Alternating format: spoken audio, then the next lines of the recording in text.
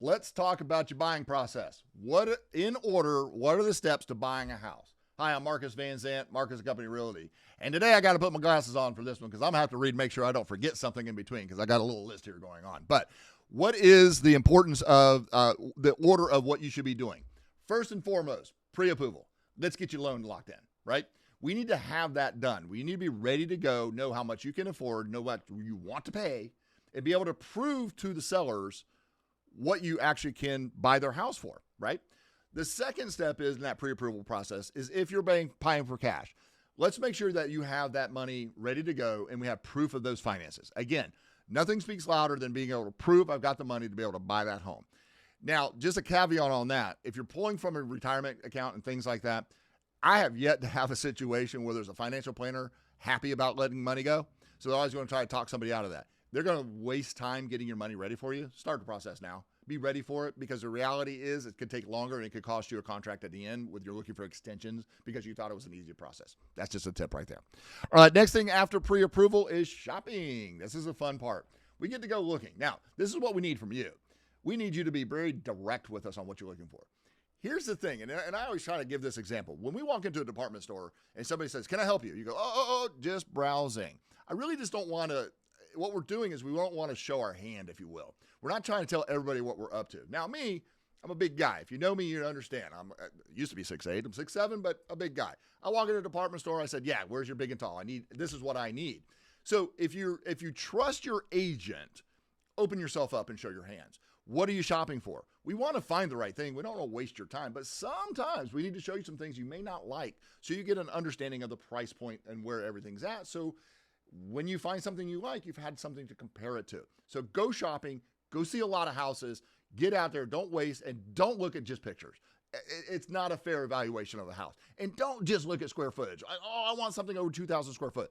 I can tell you right now, and you've probably been in some homes, there's houses with 1,800 square foot that feel bigger than houses with 2,200 square feet. So a lot of times it's the layout. In the state of Florida, we got a lot of people moving down from up north and stuff like that. Our houses, I grew up in a 700 square foot house. We played outside.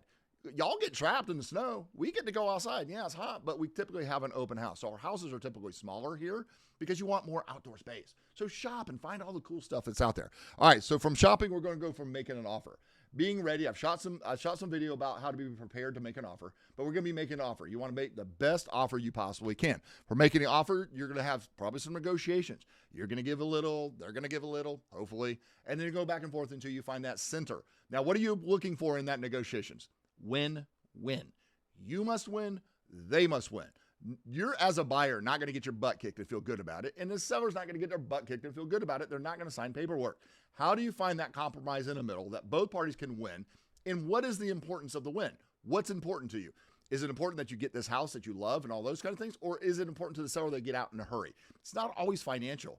The win-win is important, figuring out what the win is. Once we get through that negotiations, we'll look at acceptance and execution of the contract, if you will. Now the clock starts ticking. We got contingencies after that. We got to get going. We got financing contingencies. We got inspection contingencies. We got to get the inspection done. We got appraisals. We got to get the appraisal done. The clock is ticking. We got to get the closing in time. Are we going to close in 30 days, 45 days? Are you cash? Can you overwhelm them with a quick closing? Can we do it in 2 weeks? We can do a lot of things in 2 weeks. Let me tell you that. So we're going to go from the accepted contract to the inspections, to the appraisals, and making sure you get that final thing, which is your financing approval if you're doing a loan. And then once we get that approval, bang, we're right into closing. And that's a great day. Stressful. Now you got to pack everything and move, but the closing. And we're going to go into the closing and we'll shoot a video about what all takes place at a closing. But those are the steps through the process and after. And once you get the closing, getting the keys, moving in, and hopefully one of my agents is bringing you a pizza while you're moving in. But anyway, and if they're not, call me. I'll make sure you get one.